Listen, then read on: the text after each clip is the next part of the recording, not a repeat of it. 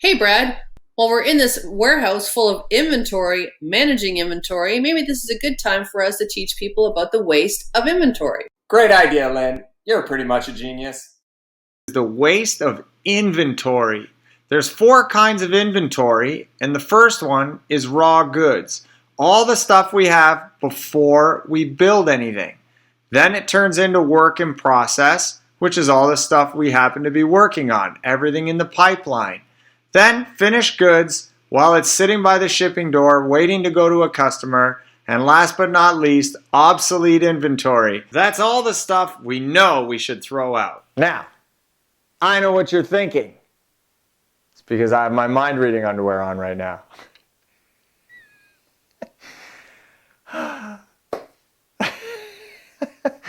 Okay.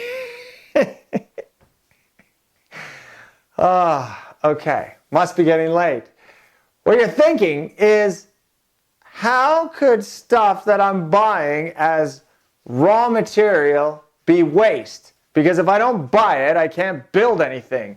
So there's a couple of fundamental reasons why we consider material waste. Is one, the more of it you have, the more of your problems it hides. So inventory hides your problems. So it's like, imagine a boat on the water and it's sailing along, and if your inventory is high enough, your boat's going to keep sailing, and you're going to think in your head, oh, everything's okay, but it's actually not, because all of the rocks at the bottom are symbolizing waste. And so long as those rocks are there, you're technically paying for them. It's not until you lower the inventory that you expose the rocks and you can start to fix some of your problems. So that would be number one reason why material, raw goods, work in process, finished goods is considered waste. The second one has more specifically to do with work in process. It's actually a mathematical fact. The more work in process you have, the more work in your pipeline, the longer your lead time is going to be. So if you have a lead time of 4, 8, 12 weeks, and you want that to be shorter, it's as easy as reducing your work in process on the factory floor. And remember what we said about waste.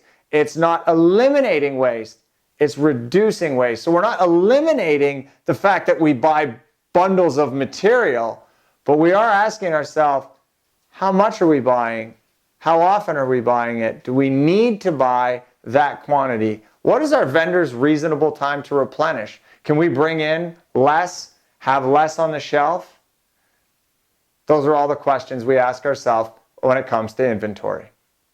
Okay, so we come to a store like this, and the packages are huge, and it's not just, there's an inventory lesson here. It's not just, am I saving money per package or per liter, milliliter, whatever, but when you think about the cost, the carrying cost of that inventory, the storage costs associated with that inventory, your reasonable time to replenish, right?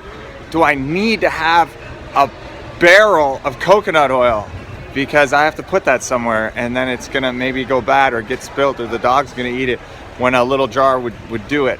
So there's a lesson in how much inventory do I really need. Not to mention, let's face it, even if you save $1 or $2 on buying a monster pack of wrong aisle for that, monster pack of anything, that's cash you're tying up. So you're putting your money on a shelf. So sometimes it makes a little more sense to pay just a little more for something, but you have the rest of that money still in your pocket where you can use it. 20 Kleenex boxes.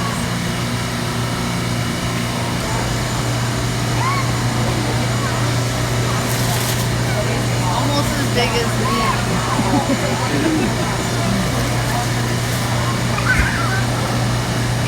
So, in a nutshell, what we're saying is that we want you to think of inventory as giant piles of cash.